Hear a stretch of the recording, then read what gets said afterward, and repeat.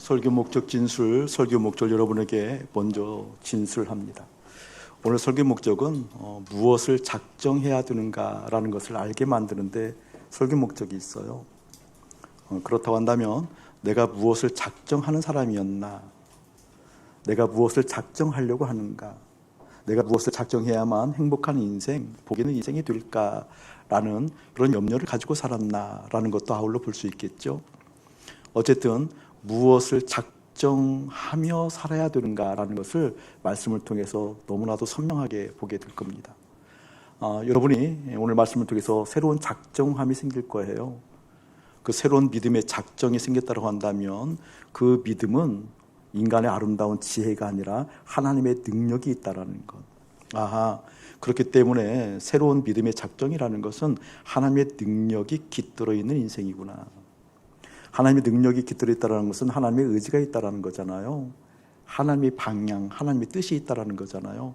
그렇기 때문에 내가 그 믿음의 새로운 작정을 한다고 한다면 하나님의 의지가 깃든 인생, 다시 말하면 내 의지를 발휘하는 인생이 아니라 하나님의 뜻이 펼쳐지는 인생, 내 포부가, 내 꿈이 펼쳐지는 인생이 아니라 하나님의 계획이 펼쳐지는구나 라는 것을 보고 아마 큰 기쁨도 아울러 함께 누리게 만드는 데 설교 목적이 있습니다.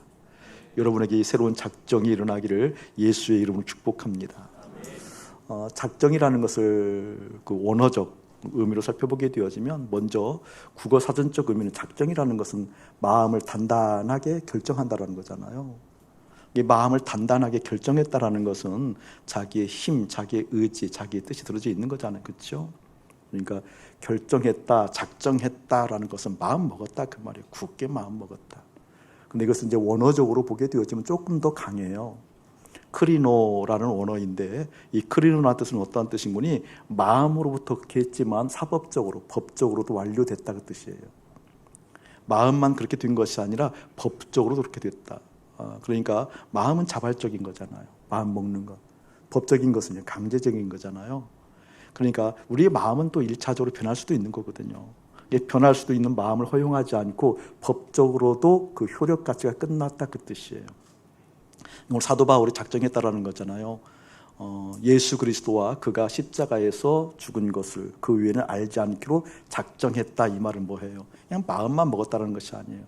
모든 것이 끝났다, 결정되었다 그 말이잖아요. 크리노 이것은 재판용어로서 법률 용어로서 언도했다 그 뜻이 언도했다. 그렇게 언도했다. 이게 법적으로 그렇게 끝났다라는 것이죠. 그 외에는 없다라는 거예요. 이토록 강력한 사도 바울의 그 마음 의지가 하나님께서 사도 바울을 통해서 나타내 보여주고 있는 거죠.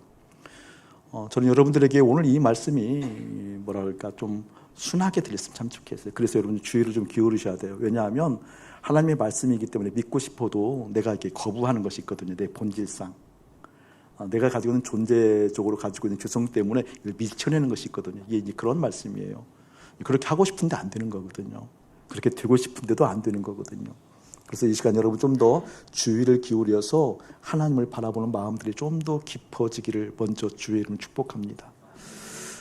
여러분에게 한번 물어볼게요. 오늘 2절을 한번 읽어보고 한번 물어볼까요? 2절 한번 읽어봅시다. 시작. 내가 너희 중에서 예수 그리스도와 그가 십자가에 못 박히신 것 외에는 아무것도 알지 아니하기로 작정하였습니다. 두 가지 차원 살펴볼게요. 목사님이 이러한 사람 됐다고 한다면 여러분 좋아요? 좀 마음이 어려워요? 아마 좋다고 얘기하지만 사실 어려워요.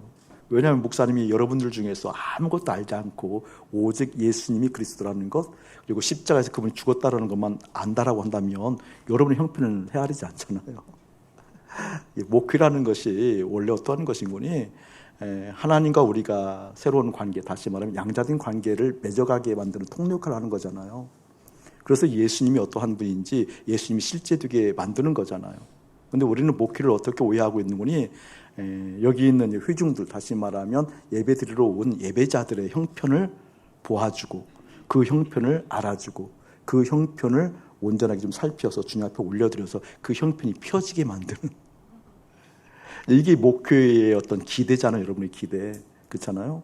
오늘 말씀에 근거하게 되어지면 예수 그리스도와 그 예수 그리스도가 십자가에서 죽은 것 외에는 결코 알지 않기로 작정했다라는 것이 목사님에게 여실히 드러난다 하면 여러분 기쁠까요? 어려울까요? 시작. 이제 복음 선포한 지가 10여 년이 넘었잖아요. 너무 세니까 지금은 교회가 그것이 이해가 되고 오히려 기뻐해요. 우리 목사님 예수쟁이야. 우리 목사님 예수만 알아. 우리 목사님 십자가의 복음 외에는 전하지 않아. 이게 이제 기쁘잖아요. 그런데 십자가의 복음이 힘있게 펼쳐져 가기 전까지는 굉장히 불만스러운 거랍니다. 왜 저 목사님은 날마다 예수야? 왜 저 목사님은 날마다 십자가 복음 외에는 아무것도 없어? 라고 이야기하면서 불만스러운 게 나타나게 되어지잖아요. 그런 요소도 있거든요. 여러분에게 한번 물어볼게요. 여러분에게 이러한 작정함이 있기를 축복합니다. 틀림없이 아멘을 할 거예요. 여러분에게 이 작정함이 예수의 이름으로 일어나기를 축복합니다. 일어나거든요. 그런데 이 작정을 해야 안 해요? 안 하거든요. 그리고 작정을 못 해요. 작정을 안 하기도 하지만 작정을 못 해요. 왜 그런가? 왜 이게 힘든가? 왜 이게 어려운가라는 것을 말씀을 통해서 한번 보려고 그래요. 오늘 말씀을 좀 보려고 하면 사도 바울의 그 마음가짐을 한번 보는 게 좋거든요. 배경을 한번 봐야 돼요. 사도 바울이 굉장히 강한 어조를 얘기했잖아요. 오늘 말씀처럼 크리노, 이게 이제 마음뿐만 아니라 법률 용어라고 그랬잖아요. 이게 법적으로도 끝나버렸다고 작정해서 얘기하는 거거든요. 강한 어조를 얘기하는데 사도 바울이 이렇게 강하게 이야기하는 이유가 있어요. 그것은 무엇인고니? 사도 바울이 2차 전도여행을 떠나게 되었을 때, 그때 이제 그 아테네죠. 오늘날 얘기하면 아테네. 아덴에서 전도를 하다가 실패를 해요, 사실은. 아마 사도 바울이 전도 여행 중에 지방을 돌 때 그 지방에서 교회를 세우지 못한 지역이 거의 유일할 거예요. 아테네가. 아테네에서는 전도를 실패하고 그 다음 전도지가 고린도예요. 오늘 고린도. 이 고린도에서 1년 6개월 동안 사역하거든요. 사역하게 되어지고 오늘 이 고린도전서를 기록할 때는 그 한 5년 6년 후니까 아테네에서 실패한 그 실패의 경험이 있는 거예요. 그리고 나서 오늘 얘기하는 거거든요. 뭐라고 얘기하니? 이제 나는 예수 그리스도와 그리고 그 예수 그리스도가 십자가 죽은 것 외에는 결코 다른 것은 알지 않을 거야 라고 하면서 사람의 지혜로 이야기하는 것이 아니라 사람의 지혜로 사람을 살펴보고 상황을 살펴보고 여건을 살펴보고 사람의 지혜로 아름다운 말로 설득하려고 하는 것이 아니라 이제 나는 성령의 나타나심으로 하나님의 능력으로 오직 십자가의 능력을 이야기할 거야 이런 얘기를 하는 거거든요. 근데 그것도 어떤 의미인가라는 것을 조금 이따 한번 살펴보려고 그래요. 먼저 여러분에게 다시 한번 확인할게요. 왜 안 된다고 생각하세요? 여러분 작정하고 싶지 않거든요. 그렇잖아요. 그러니까 작정하고 싶은데요 안 돼요. 이것은 조금 어폐가 있어요. 사실은 생각해 보라고요. 예수님이 그리스도라는 것 그리고 그 예수 십자가에서 죽은 것 그 외에는 결코 다른 것을 알지 않기를 원한다라고 했을 때 그 작정한다고 했을 때 그 작정을 하고 싶음에 불구하고 안 되는 거예요? 아니면 하기 싫은 거예요? 솔직히 한번 얘기해 봅시다. 그렇죠? 돈 벌기를 알아야 되잖아요. 자식들이 잘 되는 그 방향을 알아야 되잖아요. 예를 들면 우리 가정이 행복한 그것을 알아야 되는 거잖아요. 그러니까 이것이 안 되는 이유는 첫 번째 내 마음이 원하는 것과 십자가가 가리키는 것이 다르다 그 말이에요. 내가 욕구하고 있는 것, 내 마음이 욕구하고 있는 것과 실제 십자가의 방향이 다르다라는 것, 그걸 먼저 선명하게 인정해야 돼요. 그런데 왜 이 인정함이 중요한 거니? 내 마음이 왜 십자가를 원하지 않고 내 마음이 욕구하고 있는 것은 다른 것일까? 왜 다른 것을 자꾸 내 마음이 원하는 것일까? 내 마음에 다른 것이 있어야 된다라고, 다른 것이 있어야 행복하다라고, 기쁘다라고, 아름답고 복되다라는 마음이 왜 내 마음속에 계속 있는 걸까? 여러분 이거 고민하지 않으면 안 돼요. 고민해야 되거든요. 실제 결론 맺어야 돼요. 아, 나는 이래서 내 마음이 다른 걸 자꾸 욕구하고 있구나라는 것이 결론 맺지 못하면 기어이 십자가를 원하지 않아요. 그냥 믿음으로 예, 주님 욕구합니다. 이게 아니거든요. 주님을 욕구한다고 얘기해도 실제 내 마음이 욕구하고 있는 건 다르잖아요. 왜 내 마음이 다른 걸 자꾸 욕구할까요? 여러분 우리가 자아생명을 이미 배웠잖아요. 원래 우리의 마음 가운데에는 우리 주님이 계셨잖아요. 우리 하나님이 계셨잖아요. 에덴에서 창조했을 때, 우리 하나님을 바라봤던 아담이었고 하와였잖아요. 주님과 함께 있었어요. 주님과 함께, 하나님과 함께 있을 때는 선악도 필요 없었죠. 선과 악을 구별할 필요도 없었잖아요. 하나님과 함께 하니까, 하나님 따라가니까, 기뻐하고 즐거워하니까, 주님께서 이미 에덴이라는 것을 주셨으니까 다른 걸 요구할 필요도 없었고, 그렇잖아요. 그런데 우리가 원죄, 처음 죄를 짓고 나서 하나님으로 쫓겨났을 때, 그때 이제 비참하게 자기의 존재를 깨닫잖아요. 근데 죄를 지었다라는 것을 성경은 뭐라고 이야기하는 거니? 선악과를 따먹었다. 선악과. 선과 악을 아는 열매를 따먹은 거잖아요. 왜 아담이 선악과를 따먹었을까요, 여러분? 따먹으라고 하니까 그것이 아니라고 그랬잖아요. 선악과를 따먹었다는 의미는 자기의 의지가 있어요. 어떤 의지가 있을까요? 내가 선과 악을 스스로 분별할 수 있다고 한다면 이보다 나은 양질의 삶을 살 수 있다는 욕구 내지는 혹시 하나님이 잘못하면, 혹시 하나님이 나에게 소홀하고 옆집에만 잘해주면, 예를 들면 잘해주면 내가 스스로 선악을 판단해서 내 삶을 잘 만들겠다라는 거잖아요. 그런 마음을 가지고 있어서 선악과를 따먹은 거잖아요. 그러니까 여러분, 선과 악을 알고 있다, 분별한다, 분별하려고 노력한다라는 것은 사실은 선악과를 따먹은 증상이에요. 인정하세요, 여러분? 하나님이 계시다고 한다면, 하나님이 실제 내 안에 계신다고 한다면 그분 따라가잖아요, 예를 들면. 그게 원래 우리의 모습이거든요. 내 마음이 무엇인가 원하고 있어요. 왜 원하는 거니? 하나님이 떠나가 버리고 없잖아요. 이제 스스로 자기의 삶을 개척해야 돼요. 나의 나됨을 복되게 만들려고 하면 내가 무엇인가 어떠한 것이 내 마음에 있을 때 내가 행복하고 기쁘고 좋고 안전한가라는 것을 찾게 되잖아요. 그것을 원하는 거죠. 돈이 있으면, 예를 들면 건강이 있으면, 관계가 좋으면, 일하고 내 마음에 원하는 것과 십자가에서 원하는 것이 다르잖아요. 그렇죠? 일단 내가 원하는 것 자체가 원죄, 존재적으로 죄인이기 때문에 그런 거구나. 원죄, 다시 말하면 존재적으로 죄인의 모습을 자각하지 않는 한, 그것이 실제 내 존재라는 것을 내가 깨닫지 않는 한 십자가를 끝까지 원하지 않을 수도 있겠구나 라는 것이 여러분 먼저 깨달아지기를 예수님을 축복합니다. 자, 이것을 다른 각도로 한번 얘기해 볼게요.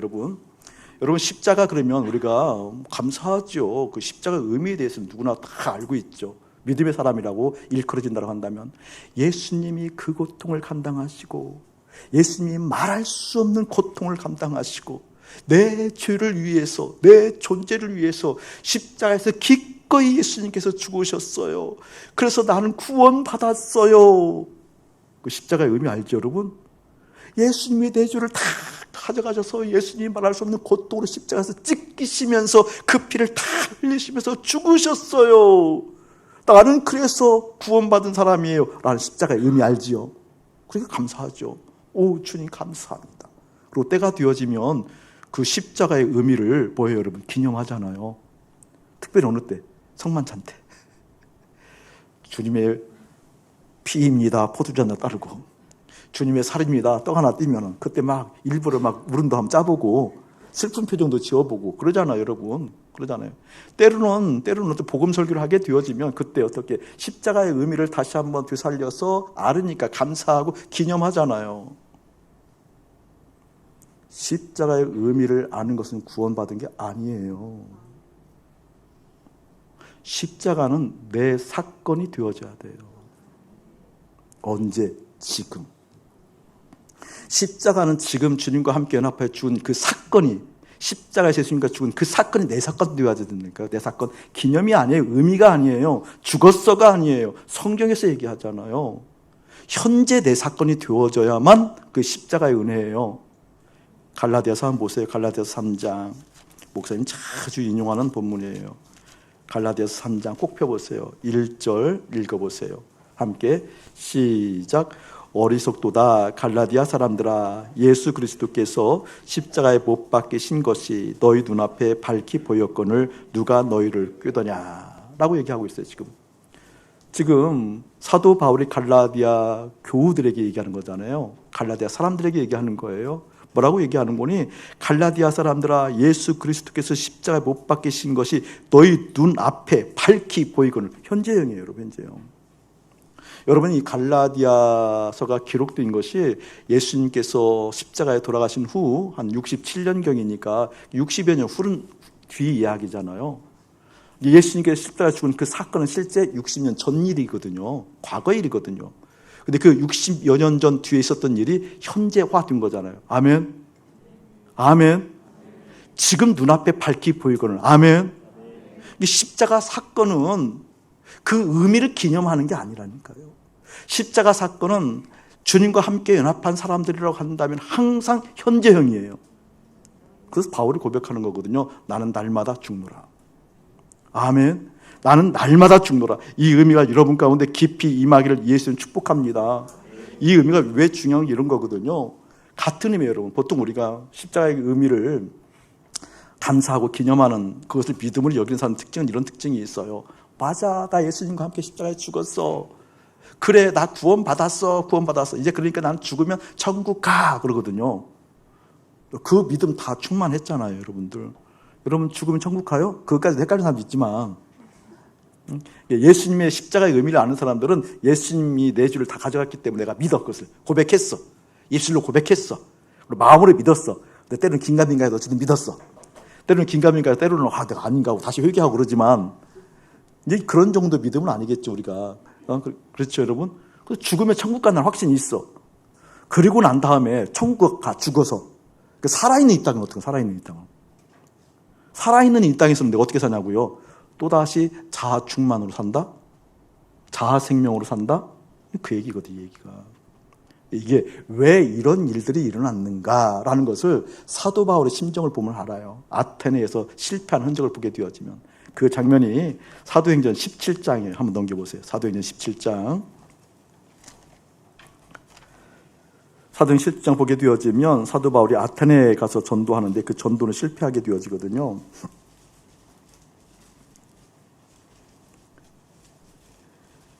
18절 제가 한번 읽어볼게요. 어떤 에피쿠루스와 스토아 철학자들도 바울과 쟁론할세 어떤 사람은 이르되 이 말쟁이가 무슨 말을 하고자 하느냐 하고 어떤 사람들은 이르되 이방 신들을 전하는 사람인가 보다 하니 이는 바울이 예수와 부활을 전하기 때문이라. 예수와 부활을 전했는데 예수와 부활을 전했다는 이 의미가 우리가 생각하고 있는 그런 의미가 아니에요. 자, 19절 여러분 한번 읽어보세요. 시작.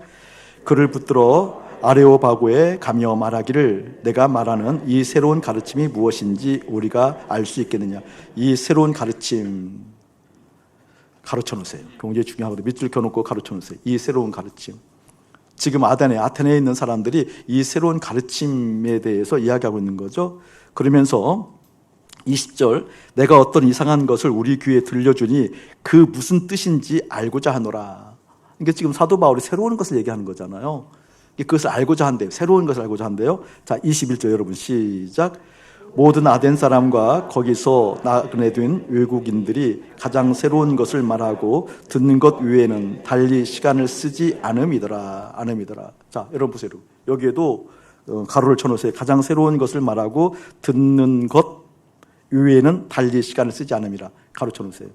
지금 아테네 사람들 특징이 나오는 거잖아요. 새로움을 추구해요. 새로움. 좀 여러분 보세요. 새로움을 추구한다라는 거, 새로움을 추구하는 것 외에는 아무것도 알지 않기로 작정한대요. 이 당시 아테네는 뭐예요, 여러분? 학문이 가장 발달한 곳이잖아요. 모든 철학이 여기에 다 모여 있잖아요. 특별히 새로운 것을 받아들인다. 이게 변증적 사고거든요. 변증학적인 사고를 가지고 있는 거예요, 지금. 변증법적 사고를 가지고 있는 건데, 이 뜻이 이런 거잖아요, 여러분. 새로운 걸 받아들인다라는 것은 무슨 말일까요, 여러분? 새로운 걸 받아들인다는 것은 이미 새로운 것을 받아들이고 있었어요, 그렇죠? 근데 새로운 것을 받아들이고 있었음에도 불구하고 새로운 것이 새로움으로 인식되지 않잖아요. 시간이 지나감에 따라서. 그 새로움이 모순이 발견되어지고 그 새로움이 실제 새로움으로 다가오지 않고 좀 뭔가 부담스럽고 행복하다고 무엇이가 행복할 것이라고 뭔가 받아들였는데 시간이 지나감에 따라 그것이 행복하지 않는 것들 있잖아요. 그렇죠, 여러분? 그래서 또 다른 새로움을 받아들이려고 하는 거잖아요. 돈을 100만 원 벌으면 행복할 줄 알았는데 100만 원 갖고 행복하지 않아. 또 다른 새로운 100만 원이 필요해요. 예를 들면. 좀 웃어요. 이거 보고 변증법적 사고라고 그러는 거예요, 원래. 변증법적 사고라고 이거 보고. 그러니까 지금 아테네에는 이 사고가, 변증법적 사고가 있었던 거예요. 새로움을 받아들였는데 이 새로움이 우리 인간을 행복하지 못하게 만들어. 이 새로움이 결국은 어떤 모순이 발견되어져서 이 모순 때문에 이 모순을 다시 한번 없애고 지양, 그치고 새로운 것을 받아들이려고 그것 외에는, 그 새로운 것 외에는 아무것도 알지 않고 작정했다 그러잖아요. 이게 아테네의 풍경이에요. 철학하는 사람들이 모여있는 그곳의 풍경이었다라는 거예요. 여러분 이 변증법적 사고가 해겔의 그 시대에 이르게 되어진 정반합이라고 그러죠. 정반합. 이 정반합이라는 것이 지금 우리의 모든 사고를 뭐랄까 좀 영향을 주고 있잖아요. 정반합이 뭐예요, 여러분? 정반합이. 그러니까 정의란 논리가 있어요. 정의란 논리. 정의란 논리가 있는데 이 정의란 논리가 시간이 지나감에 따라 모순이 발견되어지잖아요. 모순이 발견되었을 때 그때 이 정의에 대해서 반하는 논리가 생기잖아요. 논리가. 반하는 논리가 생겨요. 이 반하는 논리가 생겼을 때 이 정을 밀어내고 반하는 논리가 생겼을 때 이 정과 반이 융합해서 합을 이루어서 새로운 발전을 이룬다. 이게 정반합이잖아요. 안 어렵게 설명했는데 그게 정반합이에요. 이게 논리적 사고로 논리적 사고. 이게 논리적 사고가 어떤 논리적 사고이니 변증법적 사고라는 것이 어떤 물질이 있으면 그 물질은 운동성을 가지고 있잖아요. 운동성을. 지향하는 것이 있다고요. 근데 운동하는 그 성향을 보게 되면 그 내부에 어떤 모순들이 발견되어지거든요. 근데 모순들이 발견되어지면 그 모순을 이제 수습하는 거잖아요. 수습하고 새로운 것이 들어와야 되는 거잖아요. 이게 변증법적 사고잖아요. 이 변증법적 사고가 지금 아테네에 가득했다 그 말이에요. 새로운 것은 새로운 것만 내가 취하고 듣겠다라는 거예요. 이것을 지금 사도 바울이 본 거잖아요. 보고. 사도 바울이 그걸 보고 학문이 뛰어난 그들을 보고 변증법적 사고를 하는 그들을 보고 예수 그리스도 십자가에서 죽은 것 외에는 결코 알지 않기로 원하노라 했던 그 복음을 선포하는 것이 아니라 그 실정에 맞게 사도행전 17장을 쭉 읽어보게 되어지면 그 상황에 맞게 이야기를 하는 거예요. 그래서 어떻게? 실패해요. 거의 유일하게 아마 아테네에서 교회를 세우지 못하거든요. 저 같은 사람에게 생각해보고 그 상황 가운데 설교를 하라고 한다면 그냥 간단하게 이렇게 설교를 하겠어요. 너희들이 새로운 걸 추구하느냐? 너희들이 계속해서 새로운 것을 추구했을 때 그 새로움을 통해서 행복이 있다라고 인간의 근원이 있다라고 생각하느냐? 묻는 거예요, 지금. 여러분들 새로움 추구하잖아요, 지금 날마다. 새로움 추구하잖아요. 그 새로움 무엇인가 있어야 행복하다고 그러는 거잖아요. 너희들 그 새로움이 있어야 행복하다고 기쁘다고 생각하느냐? 그래서 지금도 그 행복을 위해서 새로움을 계속해서 추구하더냐? 근데 너희들 아느냐? 하나님 창조주가 있다는 걸 아느냐? 창조주라는 것을 창조한 거잖아요. 온 우주 만물을 창조했기 때문에 그 크기가 얼마나 크겠어요? 그 크기는 우리가 알다시피 어떤 크기라고 얘기해요? 영원이라고 얘기하고 있잖아요. 하나님이 계시다. 창조주이시다. 그 창조주 하나님은 영원하시다. 그 영원하신 하나님은 날마다 너희들의 대를 이어서 경험한다 할지라도 날마다 새로운 것을 볼 것이다. 아멘.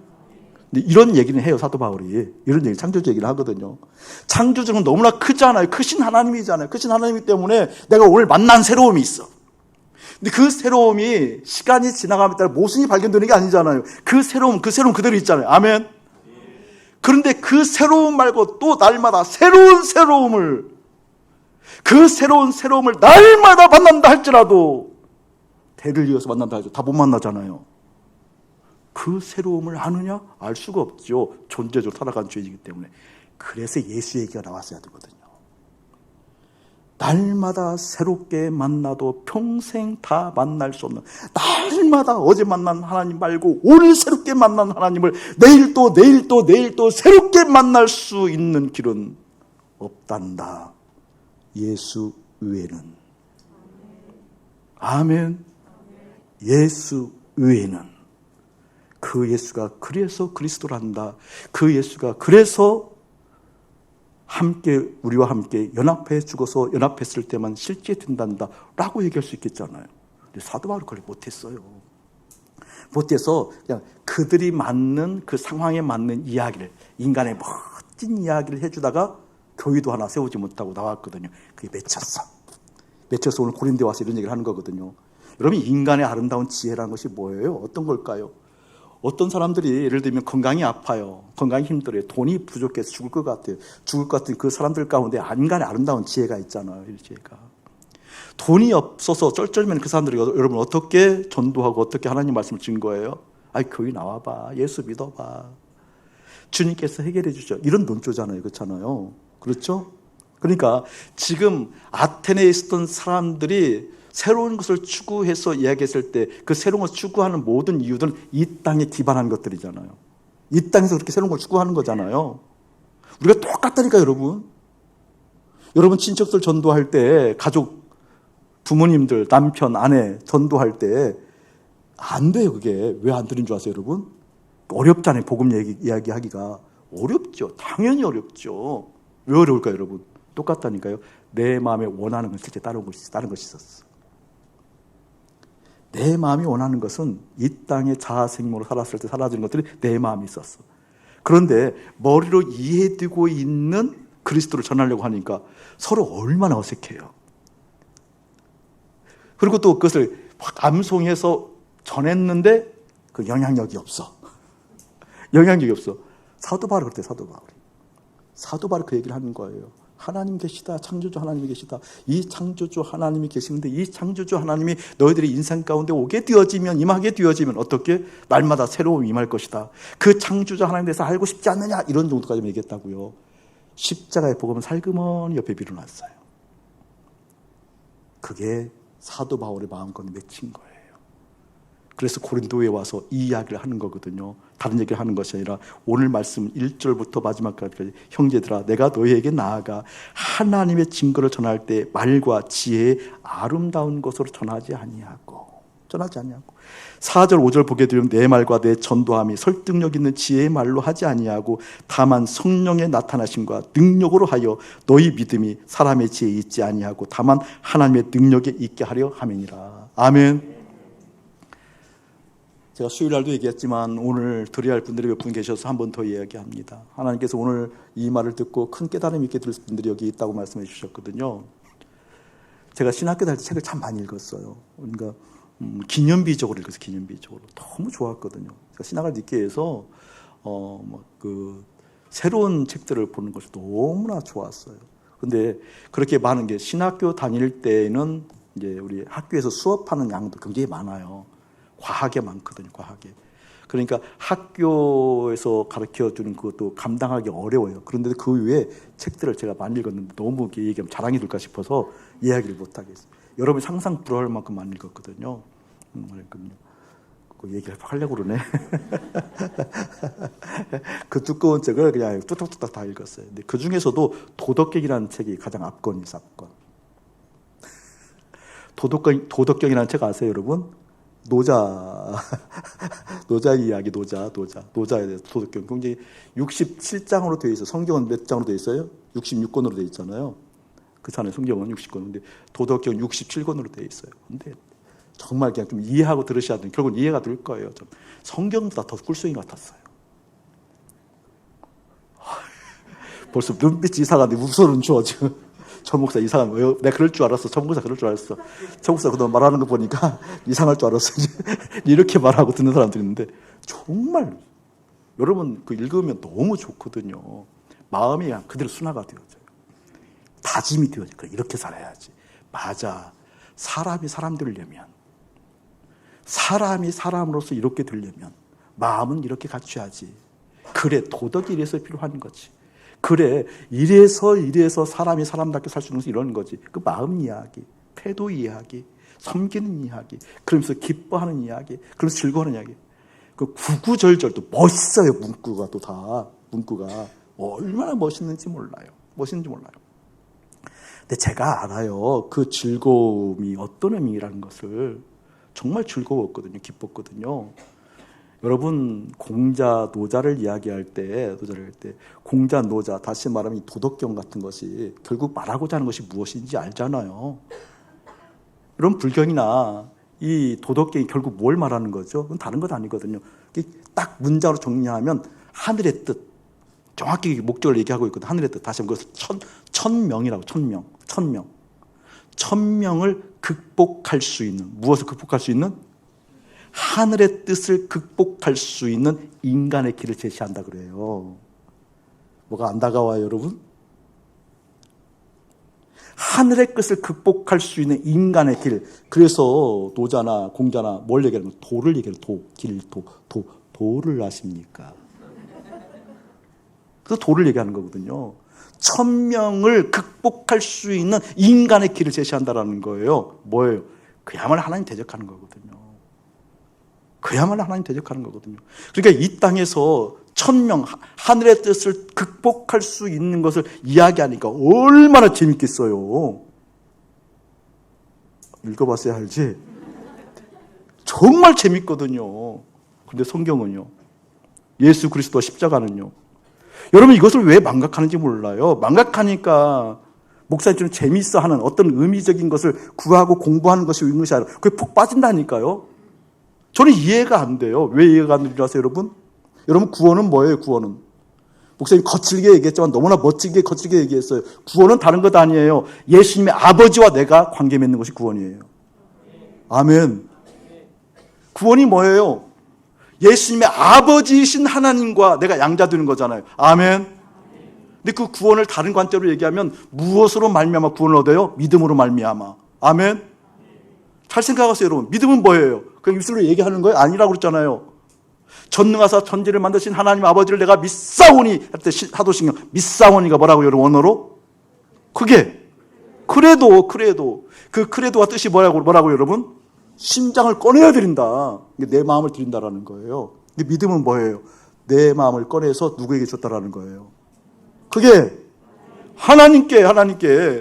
그러니까 구원이라는 것은 무엇이냐? 하나님과 나의 관계를 맺었는데 하나님과 나의 관계를 맺는 그것은 무엇인가? 다른 것이 아니고 내 마음이, 그게 내 마음이 하나님께 가 있는 거라니까요. 아멘. 하나님께 가 있는 거라니까요.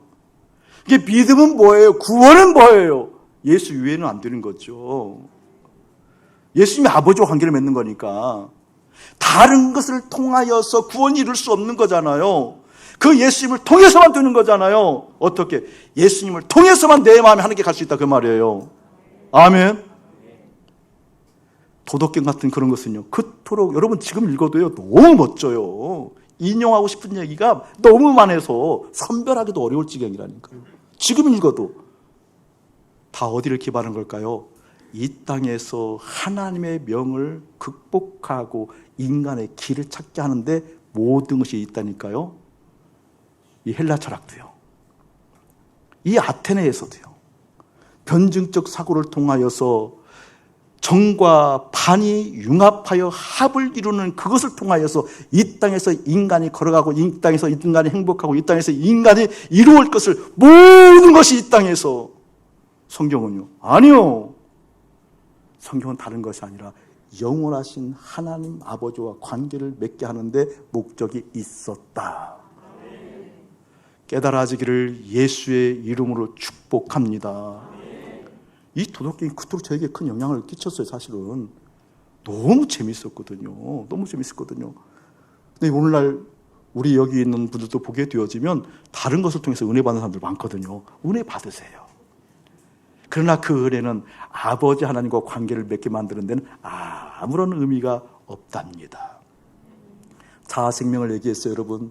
하나님과 단절되었기 때문에 내 마음에 나라는 의식이 생기잖아요. 내 마음에 나라는 의식이 생겨요. 내 마음에. 예전에는 내 마음에 카르디아는 주님이 계셨는데 주님이 떠나가는 게 내 마음에 내가 있어요. 나의 나둠이 잘 되기 위해서는 잘 될 수 있는 요소가 있어야 되잖아요. 그것이 생명이에요, 생명. 코끝에 호흡이 남아있는 것은 목숨이고, 그렇죠? 육신이 살아있는 것은 목숨이고, 내 마음이 살아있게 만드는 생명이잖아요, 생명. 나의 나둠이 잘 되게 하기 위해서 생명을 취해야 되는데 그 생명이 어떠한 생명을 나에게 잘 되려고 하면, 예를 들면 속되게 얘기하면 돈, 건강, 예를 들면 자식이 잘 되는 것, 내 성취, 내 삶의 자리, 이런 것을 통해서 자아 생명이 잘 되도록 만들었던 요소도 있었다는 거죠. 그것이 오늘 말씀을 통해서 여러분 가운데 깨어지기를 예수의 이름으로 축복합니다. 이걸 한번 더 읽어봅시다. 4절 5절 시작. 내 발과 내 전도함이 설득력 있는 지혜의 말로 하지 아니하고 다만 성령의 나타나심과 능력으로 하여 너희 믿음이 사람의 지혜에 있지 아니하고 다만 하나님의 능력이 있게 하려 하였노라. 아멘. 중요한 말이거든요. 사람의 지혜와 성령의 나타나심. 사도 바울이 사람의 지혜를 얘기했지만 그 사람의 지혜는 논쟁거리가 되었고 결국은 교회, 그리스도의 몸된 교회가 세워지지 않아요. 머리 드신 예수님이 드러나지 않거든요. 그럼 성령의 나타나심으로 된다는 의미가 뭘까? 쉽게 얘기하면 그런 얘기 했잖아요, 여러분에게. 성령께서 오셔서 나타나시는 역사는 무엇인고니 보이지도 들리지도 만질 수 없는 그 하나님 실제 되게 만드는 것. 아멘. 성령께서 오시게 되어지면, 성령께서 함께하게 되어지면 보이지도 들리지 않는 그 하나님이 실제 되어진 역사가 있는 거예요. 예를 들면 이런 거예요. 돈이 없어서 죽을 지경이에요. 내일이면 부도가 나요. 이게 내 마음이 홀라당 거기 다 빼앗겨져 있는 거잖아요. 그런데 믿음이란 것은 내 마음이 누구께 가 있는 거예요? 주님께 가 있는 거잖아요. 그런데 아무리 인간적 권면을 하고 예수 믿어봐, 예수님께서 해결해 주셔 라고 혹해도 그건 금방 드러나요. 그거 믿고 교회 나와도 금방 실망해요. 교회 나오면 건강이 회복되어져도 교회 나가잖아요. 또 나왔다가 나가잖아요. 그런 행편이잖아요. 그렇죠? 그런데 그 상황 가운데 성령께서 오셔서 말씀하신다는 것은 무슨 말이니? 내 마음이 홀라당 그 재정의 환경에 가 있는 그 마음이 거기에 영향을 받지 않아요. 아멘. 이게 마음만 지켜진다, 이런 의미가 어떤 뜻이니? 실제 내 마음이 거기다 빼앗기지 않냐고, 거기에 가 있지 않냐고, 내 마음이 하늘 평화로 하늘과 함께 결합되는 역사가 있다. 아멘. 이게 어떻게? 성령을 통해서 되어진다고 그랬잖아요. 자, 이거 좀 더 이야기를 해야 될 것 같아요. 왜 얘기를 해야 되는 거니? 우리가 지난번 사도행전 1장을 봤을 때 그런 얘기를 했었잖아요. 이제 예수님께서 십자가에서 죽고 부활하여서 이제 승천하시기 전날, 바로 전날이란 직전. 승천하기 직전에 제자들이 왔을 때 제자들이 우리 예수님에게 묻는 장면이 뭐였어요, 여러분? 다른 것이 아니라 예수님, 이스라엘의 회복함이 이때이니까 이렇게 얘기하잖아요. 제자들의 관심은 온통 어디에 가 있었다라는 거예요? 이스라엘 회복. 왜? 선민이니까. 선민의 체면이 말이 아닌 거죠. 어떻게 선민임에도 불구하고 여전히 그렇게 식민지 백성으로 살아갈 수 없는 거잖아요. 그러니까 예수님께 묻는 거예요. 이제 승천하셔야 되는데, 예수님 이제 승천하시는데 이스라엘의 회복함이 이때이니까 물었을 때 예수님께서 기가 막힌 거잖아요. 그래서 예수님께서 얘기하는 거예요. 뭘 얘기하는 거예요? 성령을 기다리라고 얘기하게 되어지면서, 성령이 너에게 임하면 권능을 받고 예루살렘과 온 유대와 사마리아 땅끝까지 이르러 내 증인이 되리라고 얘기하잖아요. 되리라는 건 잘 안 됐다라는 거거든요. 안 됐다라는 거거든요. 성령이 오셨을 때만 실제 예수님의 증인이 되는 거거든요. 증인이라는 것은 다른 요소가 아니라겠어요? 체험하고 증거할 수 있어요. 체험하고 그것을 진술할 수 있으면 증인이잖아요. 근데 여기서는 그거 보고 증인이라고 하지 않거든요. 우리 주님께서 말씀하시거든요. 다른 말씀하신 것이 아니라 너희들의 심령 가운데 나를 경험했다 할지라도, 그래서 그것에 관하여 바울처럼 아테네에서 이야기한다 할지라도 그건 증인이 아니라는 거예요. 증인은 뭐예요? 마음이 가 있어야 돼요. 예수님의 증인. 아멘. 마음이 가 있어야 된다니까요. 근데 마음이 가 있어야 증인이기 때문에, 마음이 가 있으려고 하면 성령이 내 안에 와야 돼요. 근데 내 안에 지금 뭐가 있는 거예요, 여러분? 주의 영이 있는 것이 아니라 다른 것이 있잖아요. 나 자아를 행복하게 만들 자아 생명으로 충만하잖아요, 여러분. 자아 생명으로 충만한 내가 어떻게 되는 거예요, 이제는요? 주님의 사랑과 은혜, 그런 관념적인 언어가 아니라 실제 예수님과 함께 연합하여 죽은 예수님의 생명으로 아버지 하나님께 연결되어지는, 이 은혜가 여러분의 심령 가운데 깊이 일어나기를 예수의 이름으로 축복합니다. 아멘. 그렇게 되려고 하면 기도해야 돼요.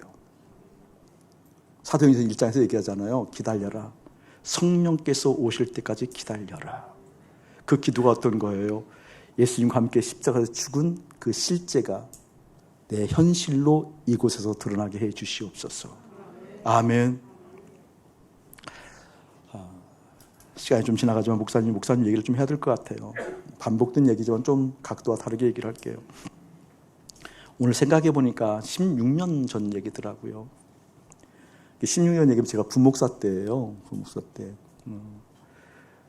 그리고 제가 신학을 늦게 한 사람이기 때문에 능력은 없어도 성실도는 뭐 누구한테 쥐지 않았죠. 능력이 없으니까, 재능이 없으니까 성실한 것만큼은 뒤지고 싶지 않았어요. 성실하려고 참 애도 썼어요. 몸이 상할 정도로 애를 썼는데, 그래서 나름대로 기쁨도 있었고, 그리고 나름대로 의미도 있었고, 그리고 능력도 드러나고 여러 가지 일들이 많이 드러났죠. 근데 그렇게 한 5년 차 지나갔을 때, 부목사 5년 차 지나가면 이제 보통 큰 교회에서 부목사 3년 지나가면 몸이 아파요. 그냥 그러더라고요. 그냥 아프더라고요. 5년 지나가니까 몸이 엉망이 든 거예요. 그때 이제 기쁨도 사라지고 다 사라져서 내 마음이 그냥 우울만 가득할 때예요.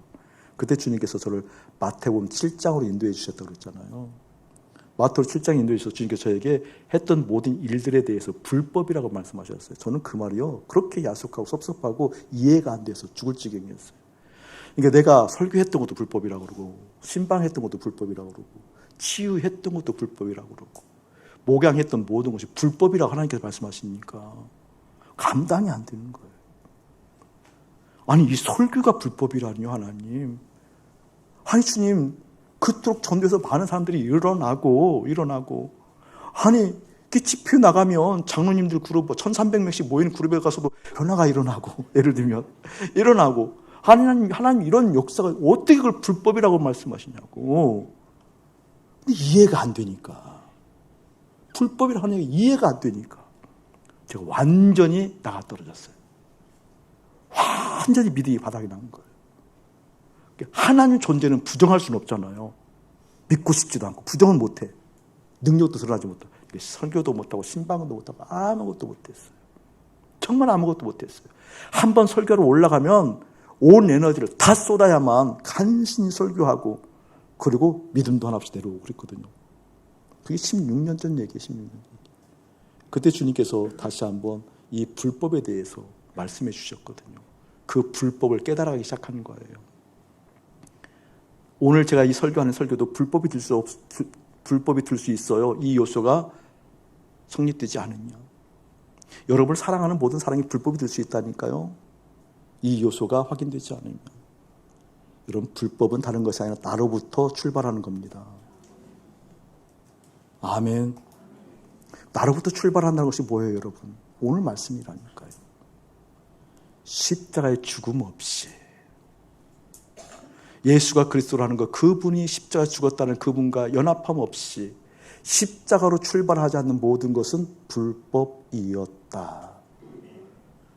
오늘 사도 바울이 그걸 깨달은 거예요.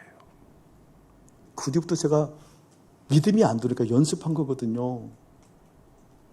여러분 만날 때도, 우리 고진수님 만날 때도 사랑하니까, 그리고 뭔가 주신 마음이 있으니까 가서 그런 사랑을 이해하고 그런 마음을 준다. 불법이에요. 그래서 먼저 연습한 거예요. 주님, 나 예수님과 함께 연합하여 십자가에 죽었습니다. 그리고 만난다니까요. 아멘. 그리고 만난다니까요. 그때부터 주님께서 주님의 마음을 부으셨어요. 주님을 알게 하셨어요. 천국을 소망하게 하셨어요. 관념이 아니라. 천국이 실제된 것이 무엇인지 알게 하셨어요. 그것이 쌓여갔을 때 비로소 내 마음에 사랑이라는 것이 들어왔어요. 그 시간이 흘러가서 비로소 이해가 됐다니까요. 이해하려고 애쓰는 것이 아니라 그냥 이해가 된 거예요. 그 불법이 잘못된 사람들이, 틀린 사람들이. 여러분, 이건 놀라운 신비예요. 놀라운 신비예요. 성령이 나타나서 하는 일들은 놀라운 신비예요. 주님께서 마음을 바꿔 놓았어요. 영향을 받지 않아요. 완전하게 영향을 받지 않았으면 좋겠지만, 그런 날이 또 오겠지만 모든 영역에서 영향을 안 받았으면 좋겠어요. 그래서 기도하거든요. 하나님, 어느 상황이든 어느 때이든 이곳에서 십자가에 죽은 것이 실제되고 현실되기를 원합니다. 이곳에서 나를 통해서 역사하신 그 하나님 보기를 원하고, 내가 보는 것이 주님의 영역이고, 내가 듣는 것이 주님의 듣는 귀의 영역이고, 내가 행하는 모든 것이 주님께서 행하시는 그 삶의 영역이기를 원합니다. 주님, 내가 십자가 주님과 함께 죽었습니다. 예수가 그리스도이십니다. 아멘. 이 작정함이 여러분 가운데 있고, 조급해하지 말고 기도하세요. 그리고 기다리세요. 좀 깨달았다고 너무 말하지 말고 좀 기다리세요.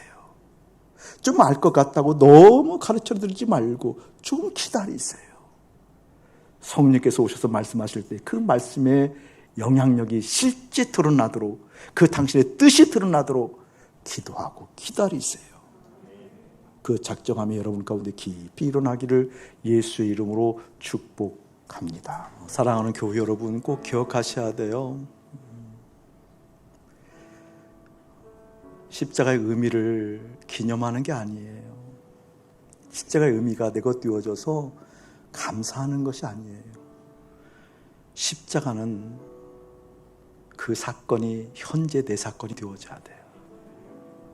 아멘. 현재 내 사건이 되어져야 돼요.